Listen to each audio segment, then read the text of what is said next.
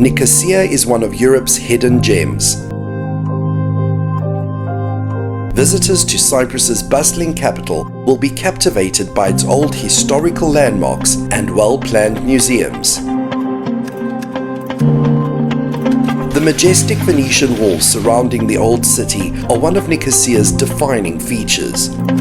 Built in the 16th century during the Venetian occupation of Cyprus, the city's remarkable medieval walls are a great way to explore the capital by foot.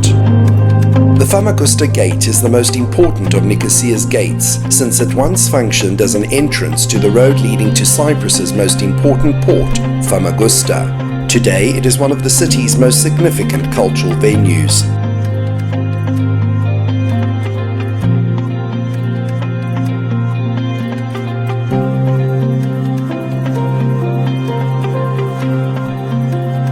The museums of Nicosia are considered among the most significant on the island, allowing visitors to savor the vast spectrum of Cypriot art and archaeology spanning millennia, while discovering the twists, turns, and drama of local history.